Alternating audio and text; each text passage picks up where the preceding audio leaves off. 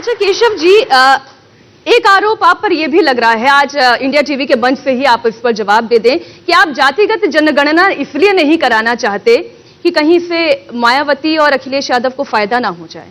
Bharatiya Janata party ने बहुत स्पष्टता से कहा है जाति जनगणना कराना अभी तो राज्यों को अधिकार भारत सरकार की ओर से दिया गया है, और अगर कोई राष्ट्रीय स्तर पर जाति जनगणना कराने की आवश्यकता होगी सरकार निर्णय लेगी। यह मुद्दा बनाने वाले जो आवाज उठा रहे हैं उन्होंने केवल उन जातियों के वोट लिए हैं, उनका शोषण किया है और जब सत्ता में आ गए तो उनको भूल जाने का काम किया।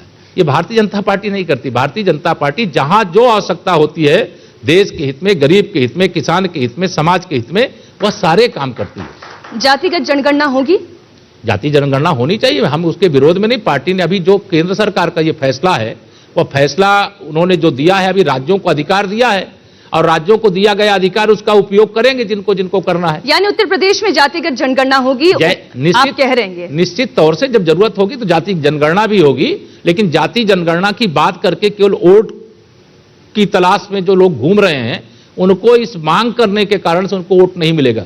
जब वह सत्ता में थे, जब उनके समर्थन से, उनकी बैसाखी से केंद्र में सरकार थी, तब यह याद नहीं था। आज माननीय नरेंद्र मोदी जी जब देश के प्रधानमंत्री बन गए, वो पिछड़े वर्ग से आते हैं, तब उनको याद आ रहा है। आज भारतीय जनता पार्टी की केंद्र और प्रदेश में सरकार बन गई, तब उनको याद आ रहा है। जब उनके समर्थन से सरकार चल रही थी कहां सो रहे थे? क्यों नहीं उस समय मांग की? आज क्यों मांग कर रहे हैं? लेकिन भारतीय जनता पार्टी सबके जीवन स्तर को सुधारने के लिए कृतसंकल्प है और उसी के अनुसार करने वाले प्रधानमंत्री नरेंद्र मोदी। और असदुद्दीन ओवैसी कहते हैं कि प्रधानमंत्री नरेंद्र मोदी तो हैं, वो पिछड़े वर्ग के नेता हैं, लेकिन उत्तर प्रदेश में नहीं है कोई।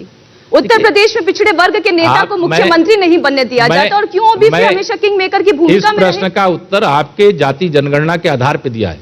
माननीय नरेंद्र मोदी जी देश के 140 करोड़ लोगों के नेता हैं।